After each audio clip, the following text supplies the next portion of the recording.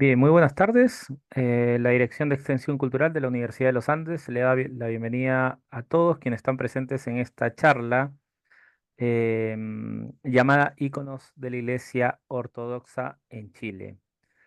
Esta charla forma parte de un ciclo temático que hemos abordado durante este año. Es una sesión más de este ciclo temático llamado Diálogos de Arte y Fe, donde buscamos conocer más acerca de esta riqueza que nos otorga la religión y los diferentes credos a lo largo del mundo y principalmente cómo están insertos en nuestro país. La Iglesia Ortodoxa está inserta en nuestro país desde hace ya mucho tiempo. Vamos a conocer un poquito acerca de su historia. Y esta charla también va a estar acompañada de una salida próximamente el sábado 24 de agosto al barrio Patronato, donde se encuentran dos de las varias iglesias ortodoxas presentes en nuestra ciudad. ¿Ya? La Catedral Ortodoxa San Jorge y la iglesia San Nicolás, además de visitar una iglesia neogótica que está también ubicada en el barrio de Patronato. Pero bueno, volvamos a la charla del día de hoy. Y antes de presentar a la profesora que va a exponer, comentarles que el día de hoy trataremos acerca de la condición teológica del ícono, ícono que además forma parte o que parte de las colecciones más importantes que nosotros tenemos en el Museo de Artes de la Universidad de los Andes, está conformada por varios íconos de origen ruso. Además de entender el significado espiritual que posee para la Iglesia Ortodoxa, cosa muy importante para entender este tipo de materialidad, este tipo de objetos, que es más que solo arte, y la producción que se genera de iconos aquí también en nuestro país. Así que bienvenida María José, quien nos va a acompañar el día de hoy, María José Umaña Altamirano. Ella es licenciada en Artes, con mención en Teoría e Historia del Arte de la Universidad de Chile. Es además licenciada en Educación, con mención en Artes Visuales por la Universidad de los Andes. Es magíster en Educación, con mención en Informática Educativa de la Universidad de Chile y doctora en Educación por la Universidad Metropolitana de Ciencias de la Educación. Muy bienvenida, María José. Todo tuyo la charla del día de hoy. Muchas gracias, Raúl. Bueno, buenas noches ya casi a todas y todos. Eh, Estoy muy contenta ya que haya llegado este día para poder compartir con ustedes este tema que eh, es tan profundo y tan significativo. Y no solo para las personas que siguen o profesan la religión católica ortodoxa. Y bueno, ya vamos a ir viendo por qué no solamente para ellos. Eh, Antes de comenzar esta charla, yo suelo prender una velita cuando hago estas conversaciones de manera remota, porque me parece que a la luz de esta vela y este pequeño calorcito que nos entrega, nos puede unir un poco más. En honor al tiempo y para que no perdamos un minuto más, vamos a comenzar. Yo estudié Historia del Arte en la Universidad de Chile, como les contaba Raúl, y me interesé siempre y mucho por las imágenes religiosas, por el arte con contenido religioso, especialmente con el arte colonial. Me, Me daba mucha curiosidad y me llamaba la atención la iconografía y estos símbolos secretos que podía encontrar en las imágenes. Cuando tenía que preparar mi trabajo de tesis, quería que fuera algo relacionado con la religión. Eh, y por esas cosas del destino llegué a la parroquia de la Santísima Virgen María, una parroquia del Patriarcado de Antioquía, que está en Providencia, en la calle Pedro de Valdivia con Providencia, donde me recibió el padre Francisco Salvador, quien guía esta parroquia junto con el iconógrafo Gerardo Centeno. Y ambos, de una manera muy generosa, me acompañaron durante mi investigación, compartieron conmigo su conocimiento muy valioso y resultó este trabajo que yo voy a compartir con ustedes hoy día y que la verdad, a pesar de que actualmente me dedico a la formación docente y al área netamente educativa, me ha acompañado hasta el día de hoy. Así que, como les digo, estoy muy contenta de poder compartirlo con ustedes. Así que comencemos. El título de esta presentación es Iconos de la Iglesia Católica Ortodoxa. Inspiración espiritual en colores y formas. ¿Qué veremos hoy? Vamos a empezar conversando respecto a las primeras manifestaciones del arte cristiano. ¿Cómo nace la Iglesia Católica Ortodoxa? ¿Qué ocurrió en el periodo iconoclasta? El cisma de la Iglesia, el icono de la Santísima Trinidad. ¿Qué son los iconos? La Iglesia Católica, como llega a Chile, el iconostasio, quién es el iconógrafo, y finalmente ojalá que tengamos un tiempo para poder conversar, recibir sus comentarios y preguntas. El Imperio Bizantino y el primer arte romano cristiano. Bueno, los iconos bizantinos o iconos de la Iglesia ortodoxa nacen junto con el cristianismo. Los primeros cristianos que se reunían en las catacumbas y en los cementerios subterráneos para poder esconderse de estas, tanto de romanos como de otros cristianos que los perseguían, ¿cierto? Tomaron ciertas imágenes paganas, como el cordero o como el pez, para poder crear entre ellos su propio lenguaje. Un lenguaje que hablaba de este Cristo que vino a la tierra. Y escondidos allí en estas catacumbas, por ejemplo en esta que vemos a continuación de la catacumba de Priscila, vemos cómo ellos impregnaban estas imágenes y allí podían celebrar sus cultos y sus ceremonias. En el siglo IV más o menos llega la paz para los cristianos a partir de el gobierno de Constantino I, cuyo mandato otorgó protección y libertad de culto a los cristianos.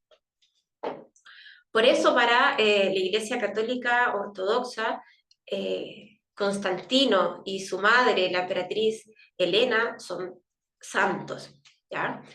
Constantino el Grande, como también le llamaron, fue coronado en el año 300 aproximadamente como emperador de Roma. Y como les comentaba, bajo su reinado, él puso fin a las persecuciones cristianas. Y de alguna manera, él logró la unión de la Iglesia con el Estado. Además, él trasladó la capital desde Roma a Constantinopla. Y esta protección hacia los cristianos se hizo oficial con la publicación del Edicto de Milán. En estos iconos podemos ver además esta imagen, bueno, de Constantino con la emperatriz, y el icono que nos habla de este momento, de cuando llega el Edicto de Milán ya para todos. Así que de esta manera se establece una igualdad entre los cristianos y los paganos, y también fue posible abolir cualquier medida que atentara contra los cristianos. Posteriormente, con el emperador Teodosio I, se reafirma esta protección hacia aquellos que profesaban la religión cristiana, ¿cierto? El catolicismo. Y se restaura definitivamente la paz en la Iglesia. Pero dada la extensión del Imperio Romano, para poder manejar mejor en términos administrativos el imperio, Teodosio divide en una parte occidental y en otra parte oriental. Este imperio que fue gobernado por sus hijos, Entonces, en este momento ocurre esta primera división entre Oriente y Occidente, quedando la capital en Constantinopla, en la parte oriental. La Basílica de Santa Sofía se considera la máxima expresión del arte imperial, y esta fue construida en el siglo VI bajo el gobierno de Justiniano I. Este monumento, que actualmente se encuentra en Estambul, está decorado con frescos y mosaicos eh, y con estos íconos. Ha pasado por un sinfín de eventualidades, ya sean de la naturaleza como otras realizadas por el hombre. Saqueos y destrucciones. Los íconos y los frescos que estaban allí han sido restaurados y elaborados una y otra vez. Sin embargo, aunque no son los íconos o los primeros íconos que allí se crearon, la forma de su representación es la misma, se ha mantenido intacta. Esta es una obra arquitectónica que por mucho tiempo fue como el gran hogar de la Iglesia Católica Ortodoxa. Y luego ya fue conquistada por los musulmanes y convertida en mezquita. Posteriormente, ya más en la actualidad, se convirtió en un museo. Acá vemos una obra en que están restaurando, limpiando y sacando todo tipo de impurezas que tengan estos frescos, ya que son un atractivo turístico muy importante hasta el día de hoy. Ahora, ¿qué ocurrió en el periodo iconoclasta? Entre los siglos IV y VII, más o menos, la Iglesia Oriental vivió su máximo esplendor debido a las políticas favorables de estos gobernantes que mencionamos anteriormente, Constantino, Teodosio y Justiniano. Lamentablemente, esta paz se vio mermada a causa de lo que se conoció como el periodo iconoclasta, que se vivió en el siglo VIII. En ese momento, el emperador León III, que era quien gobernaba, ordenó la destrucción total de las imágenes religiosas, las imágenes de Cristo, de la Virgen, de los santos, ya que él consideraba que era una forma pagana de rendirle culto a Dios. Pero durante este periodo, muchos religiosos e intelectuales se reunieron y salieron en defensa de estos íconos. Entre ellos, algunos de los personajes más importantes fueron Juan Damasceno, Nicéforo y Teodoro Estudita, los tres considerados padres de la Iglesia. Hasta que finalmente, en el siglo VII, se lleva a cabo el séptimo concilio ecuménico, donde se proclamó que quien rechazara al ícono rechazaba también la encarnación de Dios en la tierra. Y de esa manera entonces se logra que en el siglo VIII se restaure el libre culto a los íconos. Y junto a ellos se considera también el triunfo de la ortodoxia. Ahí tenemos un ícono que representa el séptimo concilio ecuménico y el otro ícono nos habla de este triunfo de la ortodoxia. Luego nos encontramos con el cisma de la Iglesia Católica. Ya la Iglesia estaba dividida geográficamente y hubo también otros eventos que fueron separándola poco a poco. Pero el hecho que marcó esta división se produjo en el año 1054 debido a algunas desavenencias teológicas y marcó esta separación que se mantiene hasta el día de hoy. El punto de discusión se centraba en dos palabras: filio que. y del Hijo, quiere decir. Y esta frase se refiere a la relación del Espíritu Santo con las otras personas de la Santísima Trinidad. Entonces, esta innovación significa que el Espíritu Santo no procede solo del Padre, como está escrito en el Evangelio, y es a lo que alude la Iglesia Ortodoxa, sino que también procede del Hijo, que es lo que dice la Iglesia Occidental. Entonces, por esta discusión, se separa de manera oficial la Iglesia Ortodoxa, llamándose a sí misma así, y la Iglesia Occidental. Pero también para los cristianos ortodoxos, los cristianos católicos orientales, un hito que termina por dividir la iglesia es el saqueo a Constantinopla que se sufrió en el año 1200 aproximadamente en la Cuarta Cruzada. Finalmente, en el año 1453, más o menos, se produce la caída de Constantinopla y del Imperio Bizantino a manos de los turcos. Pero no todo es oscuridad. Y entre los siglos X y XI comienza un nuevo periodo para la Iglesia Católica Ortodoxa al convertirse Rusia al cristianismo. Y de alguna manera Rusia se transformó en la nueva Roma.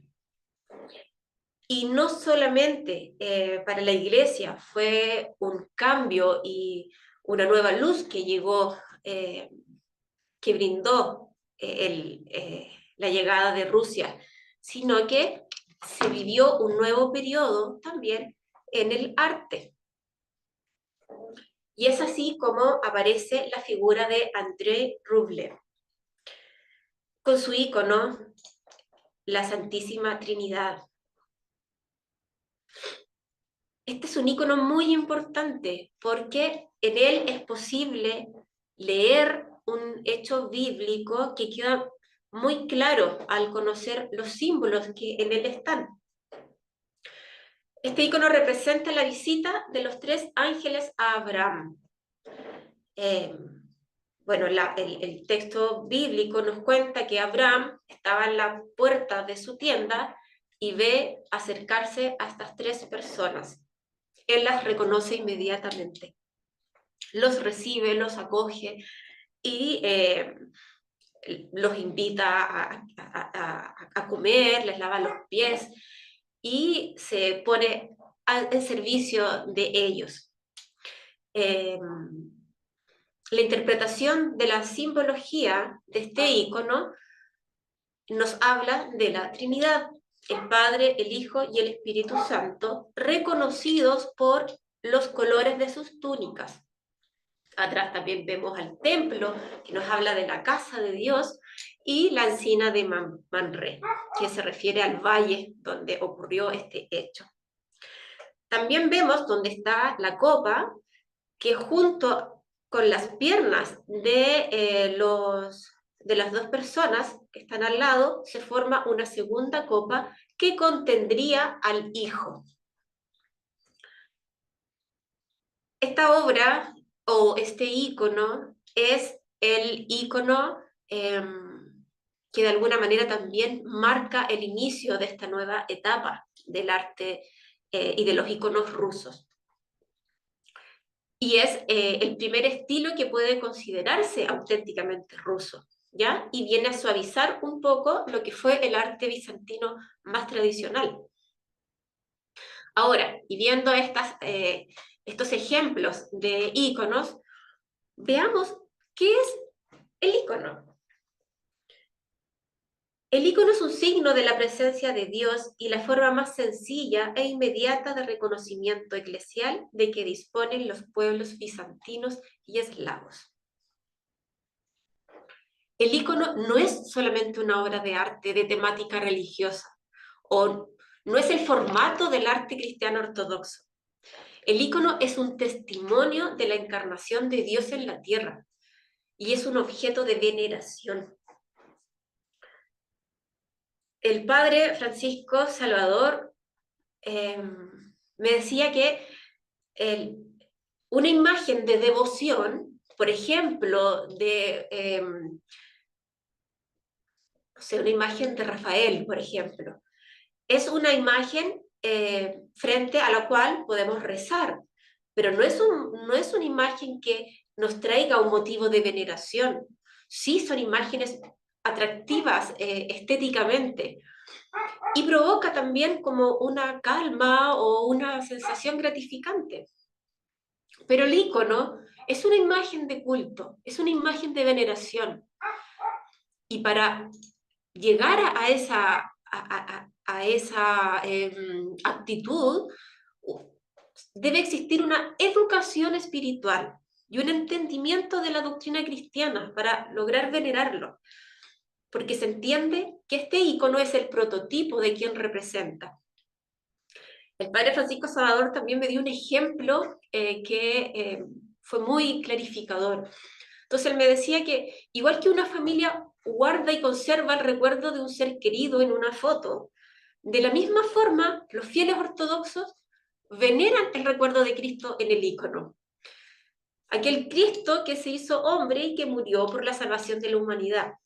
Entonces, en ese caso, la foto, el objeto de veneración no es la materialidad de la foto, sino que es la persona o el acontecimiento que representa. Lo mismo el icono.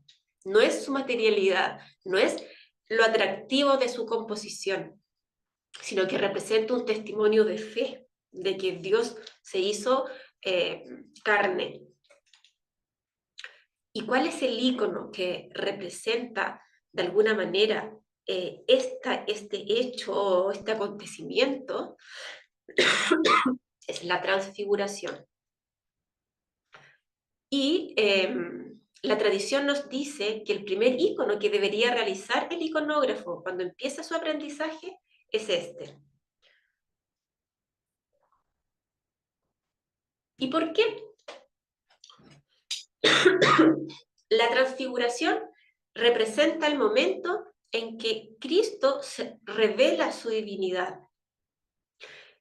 Y en él podemos ver ciertos símbolos. Por ejemplo, podemos ver esa luz inmaterial que representa su divinidad. Están presentes también los profetas, Elías y Moisés, y a los pies se encuentran sus discípulos. Entonces aquí está este Dios o este hombre mostrando su divinidad ante sus discípulos y acompañado de los profetas. Se puede decir que la contemplación de la transfiguración enseña a un iconógrafo que debe pintar no solamente con los colores, sino que con luz. Por eso, en términos técnicos de la constitución de un icono, el fondo, que es de color oro, se le llama luz.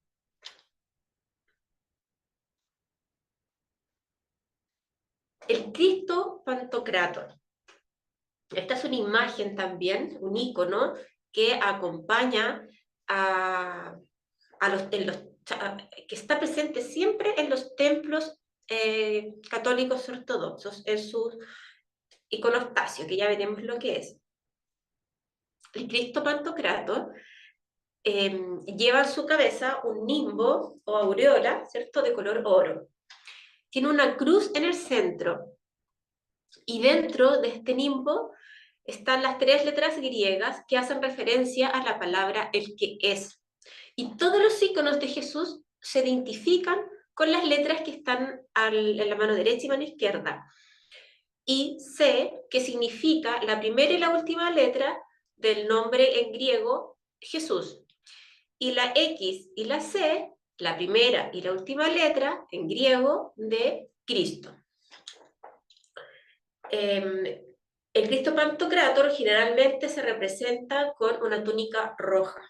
En este caso, como es una de las primeras imágenes que se encuentra en la Hagia Sofía, no aparece su túnica roja, pero en general sí, y que representa o hace referencia al sacrificio. Y esta señal que aparece en su mano es un gesto que se va a repetir en muchas representaciones por ejemplo, de los santos. Y es una señal que significa Cristo vencedor y simboliza la bendición a los hombres.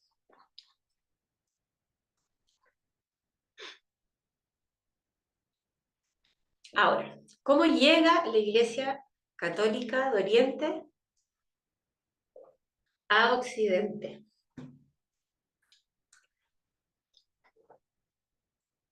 Eh, a ver, las datos como precisos de cuántas personas llegaron no los tenemos, dado que la manera de contabilizar y de llevar estos registros en esa época era más bien precaria, por lo tanto no existe como una información fidedigna. Lo que sí sabemos es que los primeros ortodoxos que llegaron a Chile lo hicieron escapando de eh, las malas condiciones en que estaban viviendo debido a la situación tan compleja política en que vivían en el Medio Oriente. Eh, Tanto cristianos como musulmanes y de otras religiones que estaban sumidos en una extrema pobreza. Y impulsados por el deseo de una mejor calidad de vida, es que se motivan para emigrar a América. La llegada de los árabes, en primer lugar, a Chile, ocurre a fines del siglo XIX, comienzo del siglo XX, y provenían principalmente de Palestina, de Jordania, Siria y del Líbano.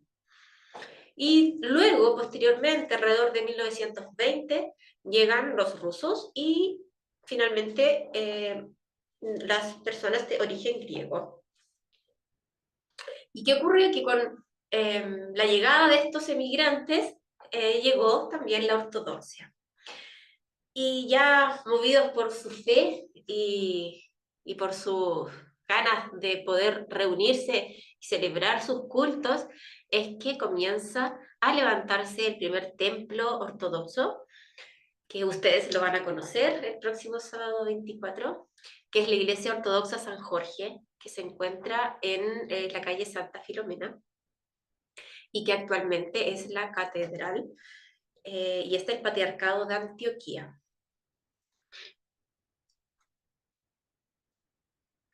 La misión de la Iglesia Ortodoxa, en primer lugar, es promulgar el Evangelio y expandir sus fronteras. Entonces, no solo llega su religión, ¿cierto?, con ellos, sino que también la producción iconográfica. Y acá en Chile tenemos a un gran representante, que es don Gerardo Centeno, quien a quien se le puede atribuir, en realidad, estos iconostasios que se encuentran dentro de los templos católicos ortodoxos. El iconostasio siempre está compuesto de 3 puertas, ¿ya? Como las que podemos ver acá en las fotos. Los iconos se encuentran pintados de manera ordenada. A la derecha está el arcángel Miguel, Juan Bautista y el Cristo Pantocrátor. En el centro están las puertas reales, y se llaman puertas reales porque son las puertas por donde atravesaba majestuosamente Constantino, y solo él tenía el derecho de poder pasar por allí, así también como ahora es una atribución solamente del sacerdote. Y a mano izquierda tenemos a la Virgen entronizada, que en este caso es la patrona de la iglesia, de esta parroquia. En el centro tenemos la Anunciación y al Arcángel Gabriel. Bueno, en la cúpula también tenemos otros íconos y eso ya va a depender de cada una de las iglesias.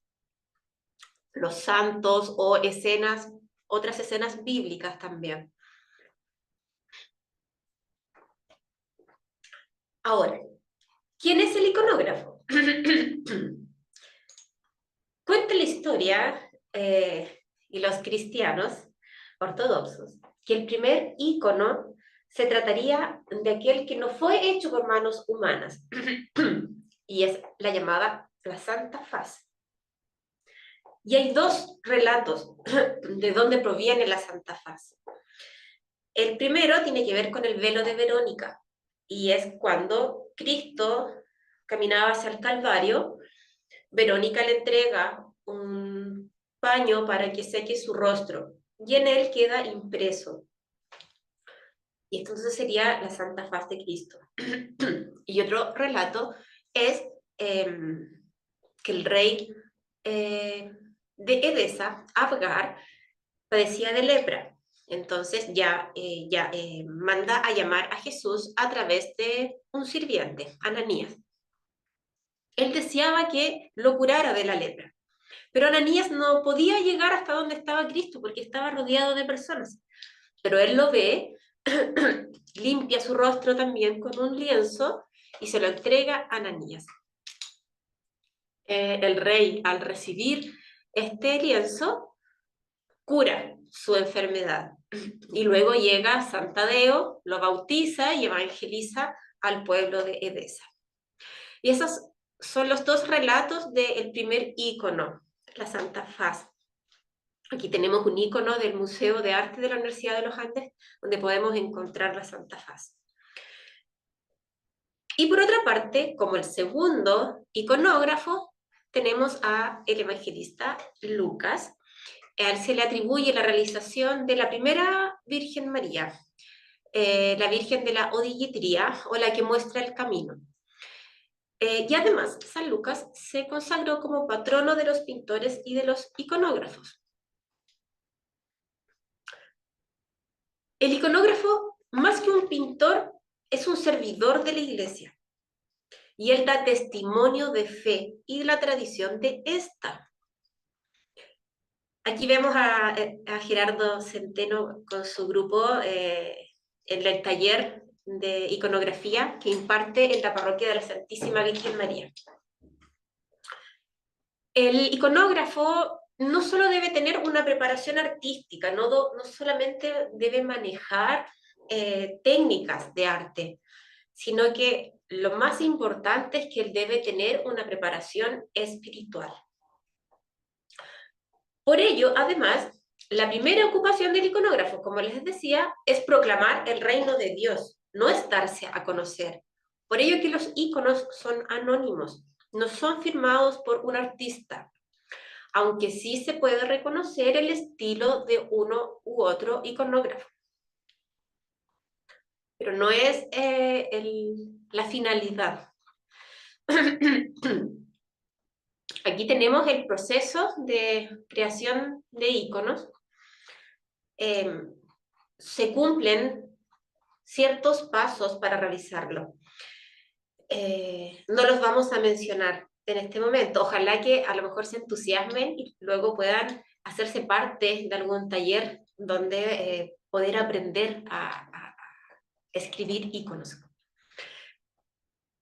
Lo importante, y que me gustaría señalar para esta etapa, es que una vez que se alcanza la perfección en la imagen, esta se convierte en un modelo que no tiene necesidad de innovar. O sea, el iconógrafo no busca ser original, no busca mejorar o cambiar el icono.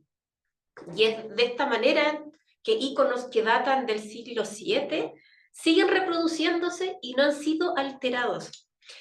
Y esto además les permite también continuar con este carácter sagrado y permanecer a lo largo de los siglos. Aun cuando el artista o el iconógrafo no busca la originalidad, como lo mencionaba, sí deja su huella a través de sus pinceladas, pero no modifica la esencia. Por ello, también el estilo del icono no corresponde a un tipo de arte, ni a un tipo o a una nación, sino que el icono es de la Iglesia, ¿ya? Para dar a conocer su doctrina. trasciende épocas y trasciende culturas. Bueno, y finalmente, el icono es más que un arte. La distancia entre estas dos visiones es tan grande que hay que seguir el consejo litúrgico. Que toda carne se calle y entonces, en un recogimiento silencioso, los ojos se abren y el icono se anima y hace sensible su mensaje secreto. Quisiera destacar que aunque los iconos se deben leer desde la perspectiva de la doctrina cristiana, no deja de ser cierto que toda persona, eh, ya sea devota o ajena a la iglesia, de alguna manera logra vincularse con ellos. Probablemente porque los íconos tienen una carga histórica muy importante, y una carga cultural, una carga religiosa. Ellos han sido motivo de lucha en pos de la defensa de su veneración. Han avanzado frente a ejércitos, acompañándolos como protectores en la batalla. Han acompañado a misioneros en sus peregrinajes. Y sin ir más lejos, acompañan a las personas en sus hogares como un símbolo de protección. Por lo tanto, es imposible no sentirse cercana a ellos. Muchas gracias. Ahora dejamos el micrófono abierto para quien quiera hacer algún comentario, alguna experiencia, compartir con nosotros, alguna pregunta. Sí, bien, estamos en la parte de preguntas. Muchísimas gracias, María José, por la exposición, muy interesante. Quien quiera puede dejar sus preguntas en el botoncito de abajo en la parte del chat, o bien solicitar levantar la manito la manito, el botón que está en la parte de abajo, para que se le pueda activar el micrófono. No sé si está Josefina por ahí también.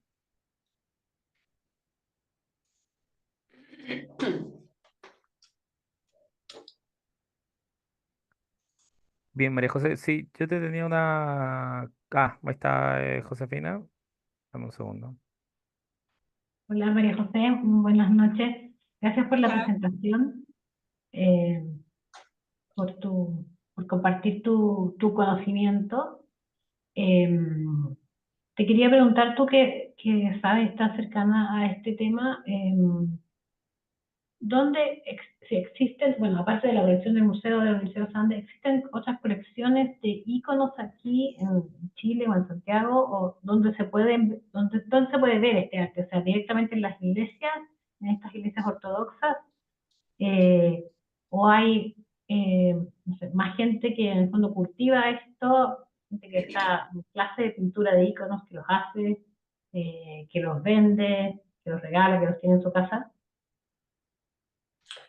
O sea, para ver a los íconos, el mejor lugar para acceder a ellos es en los templos. Eh, bueno, la iglesia del Patriarcado de Antioquía, que es la Santísima Trinidad, o la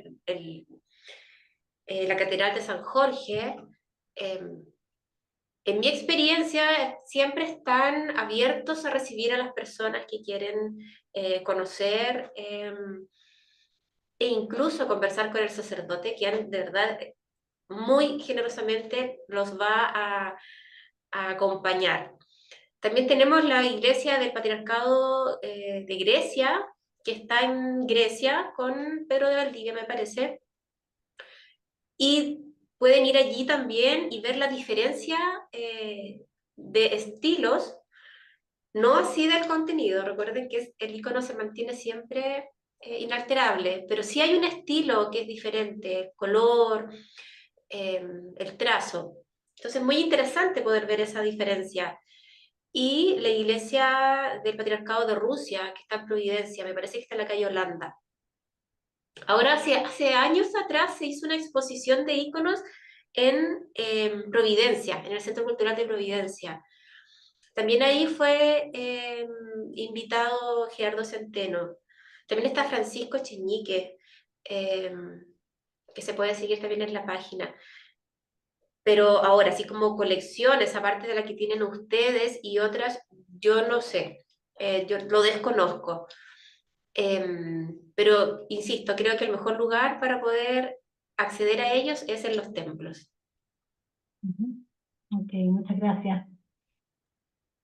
Bien, hay unas cuantas preguntas aquí, María José. Vamos a ver si, bueno, tiene la respuesta a ellas. Primero es acerca de la definición de los colores y letras que se utilizan en los iconos. ¿Quién las define y desde cuándo se define esa norma, si es que existe esa norma? O sea, eso viene, como les contaba, en la presentación del siglo VII. Eh, la simbología de los iconos ha sido inalterada. Y como les mencionaba, bueno, ya hay rasgos que son propios de los iconos. Por ejemplo, los santos están escritos con una boca pequeña, ojos grandes, frente abultada, que habla de la sabiduría, la señal de la mano, y las letras griegas que se refieren al nombre del personaje o el acontecimiento. Bueno, y los padres de la iglesia también fueron haciendo registro, dejando el registro de la forma en cómo se escriben los iconos. Perfecto. También preguntan acerca de la diferencia entre adoración y veneración. Si los iconos son, bueno, tomados como adornos o son más bien venerados por la Iglesia Ortodoxa. La pregunta ambas, la anterior y esta, es de Eduardo Gómez. Sí, Eduardo, esa justamente es la diferencia más importante que existe en relación al arte de contenido religioso o a las imágenes de contenido religioso con la iglesia occidental. Porque las imágenes de la iglesia occidental, la iglesia católica occidental, han sido realizadas por artistas que buscaban plasmar en ella un acontecimiento, ¿cierto? O a un personaje también, pero de una manera eh, poniendo el centro en la belleza, para que el espectador también pueda deleitarse a través de estas imágenes. Eh, y así tenemos una gran gama de obras y de artistas increíbles eh, que provocan la devoción y la admiración de parte de quien la observa. Pero la diferencia del icono es que el icono está hecho, se escribe, se realiza para venerar, para adorar eh, al personaje o al acontecimiento, porque representa el prototipo en sí mismo. O sea, representa a Dios, representa a Jesús, o sea, Dios encarnado en el hombre, ¿cierto? Y por eso es posible representarlo también. Y eso fue lo que se luchó tanto para que pudiese ser oficial esa veneración. Y el icono como un objeto de culto, un objeto sagrado. Y por eso quien lo hace no es un artista, sino que quien lo hace es una persona que busca evangelizar también. Y debe tener un corazón puro y una preparación espiritual para realizarla. Esa es la principal diferencia. Bien, perfecto. Eh, yo tenía una pregunta, María José. Yo sé que, por ejemplo, hay algunos iconos a los cuales se le ponen protección, algún tipo de protección metálica, y es por algún tipo de práctica que suele ocurrir como parte de la práctica de veneración en la Iglesia Ortodoxa. Yo no sé si tú sabes acerca de estas placas, tanto de plata o de algún otro metal que se le ponen encima a los iconos. O sea, las materialidades con las que se trabajan los iconos son la madera y también el metal. Eh, Ahora, yo no lo tengo claro, pero me imagino que esto proviene como les comentaba, que los iconos acompañaran a los ejércitos en sus guerras. Entonces, las materialidades que se utilizaban para que esto fuera posible debían ser sólidas. la madera era más frágil. Entonces yo creo que eso quedó como tradición y como una materialidad más. Perfecto. Hugo Sebastián Díaz, consulta si tú sabes si existe algún lugar donde tomar clases de iconografía, si poseen algún contacto de maestro, de clases o algo parecido. Yo me imagino que tienen que haber otros iconógrafos, pero el que yo conozco, y sí conozco su taller, es de Gerardo Centeno, que tiene una página de Instagram, eh, y él en la iglesia Santísima, de la Santísima Virgen María del Patriarcado de Antioquía, que se encuentra ahí en Pedro de Valdivia con Providencia, él tiene el taller de San Nicolás, donde enseña a escribir iconos. Así que pueden comunicarse, me imagino que con la parroquia, así también con él a través de su Instagram, Gerardo Centeno. Sí. Perfecto. Hay una pregunta más. Bueno, ahí nos están diciendo que en la católica también hacen clases de iconos.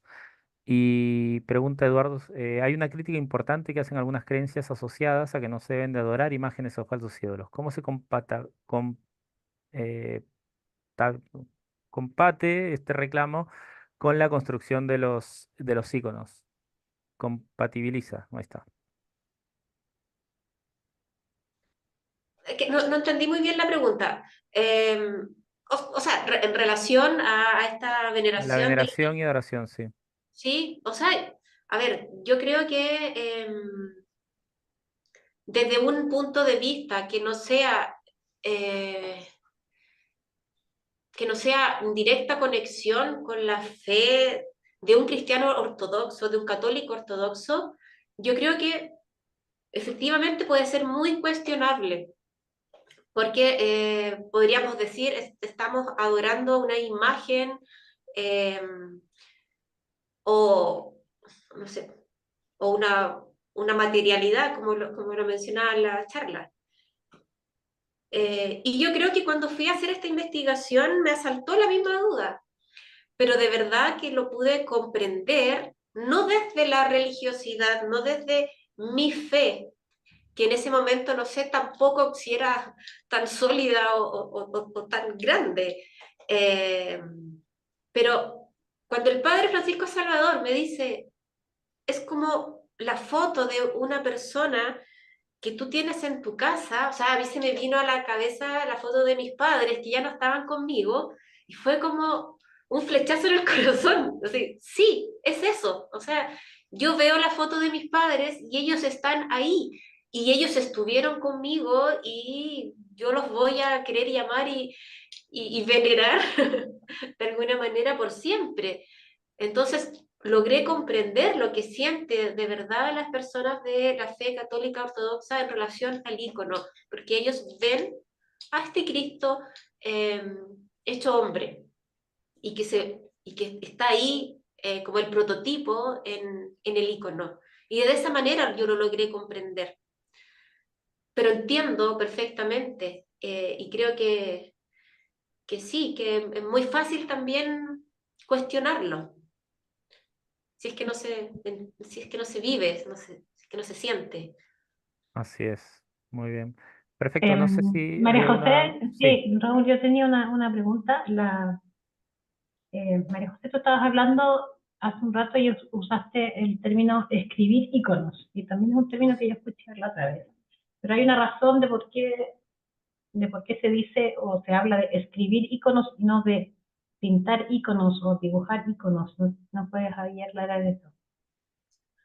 Claro, porque se escribe el Evangelio y se leen los iconos, se lee porque eh, hay un contenido de de doctrina detrás del icono.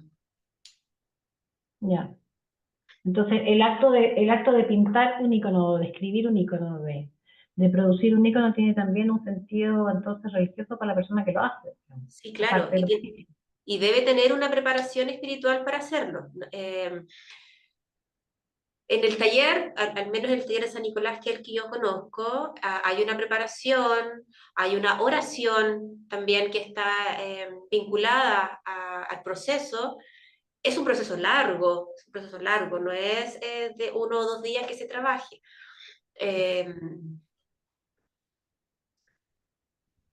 yo creo que de alguna manera lo que se busca es que la persona que está en este proceso de creación logre conectarse con esto que estamos conversando, logre conectarse, vincularse con el fin de crear un ícono.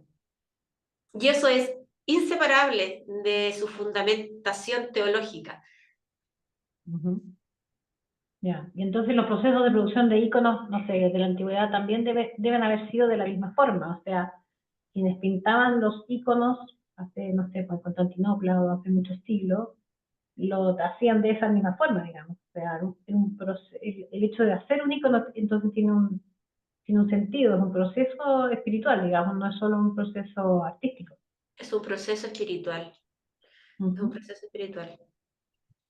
Por eso el título es una inspiración espiritual en colores y formas. ujú. Ya, bueno, eso permite entender, digamos, la diferencia, por ejemplo, de los íconos con el arte colonial. Entonces uno va a ver las series, no sé, las pinturas de la historia de la vida de San Francisco en el museo.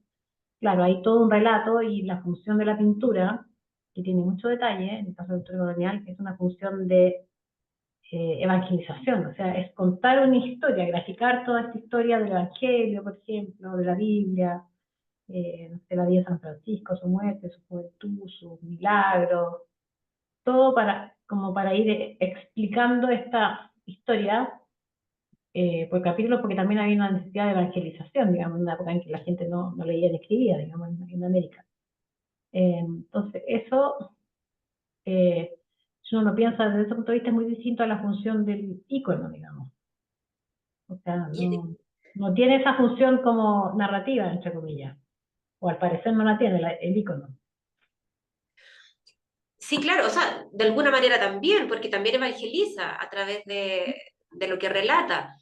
Mm. Pero tú lo dijiste muy bien, el objetivo principal es otro. El objetivo principal es otro. Y por eso también debe haber un entendimiento de la doctrina para poder comprenderlo de esa manera. Ujú. Porque, claro, o sea, si yo no profeso esta fe y veo un ícono, lo voy a encontrar maravilloso. Los colores, las formas, estéticamente es muy simple, tiene una perspectiva invertida que apunta hacia el espectador, no hacia la escena. Y, bueno, detalles técnicos muy particulares también. Y lo puedo ver desde esa manera y está perfecto igual.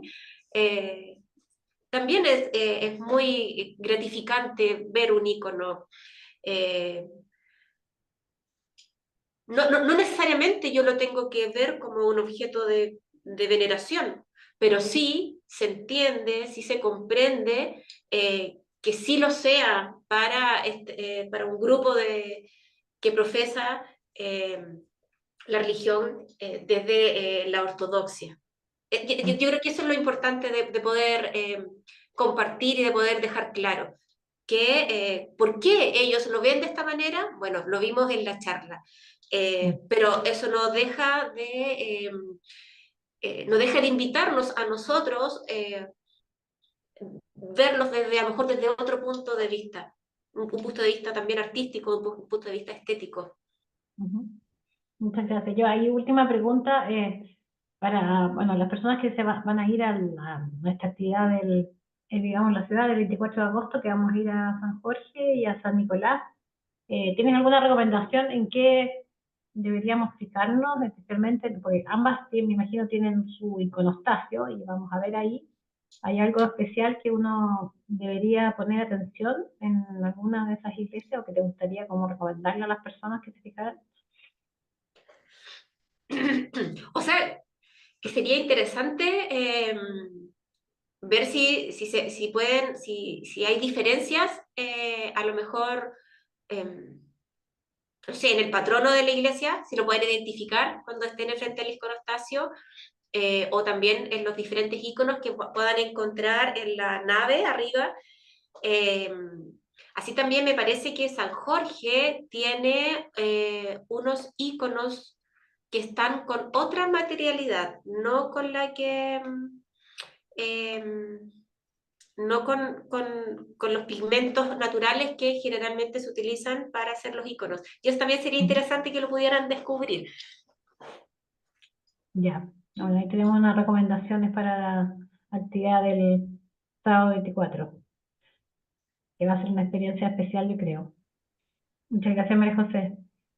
Bien, sí, muchas gracias María José. Y bueno, para todos quienes están inscritos para la actividad del 24, bueno, esta charla igual va a quedar grabada y va a ser enviada a todos los que han estado presentes en esta oportunidad. Bueno, muchísimas gracias a todos los que nos han acompañado hasta acá. Muchísimas gracias María José y nos vemos el día sábado 24 para todos los que están inscritos. Les aviso también que ya los cupos están agotados, así que muchísimas gracias por eso. Muchas gracias y que tengan muy Gracias buenas a ustedes por la noches. invitación. Yo feliz de poder compartir con ustedes este tema que de verdad me encanta mucho. Así que muchas gracias. Ya aprovecho de apagar la velita en, para dar por finalizado también este, este momento tan hermoso. Bueno, muy buenas tardes. Buenas noches. Gracias.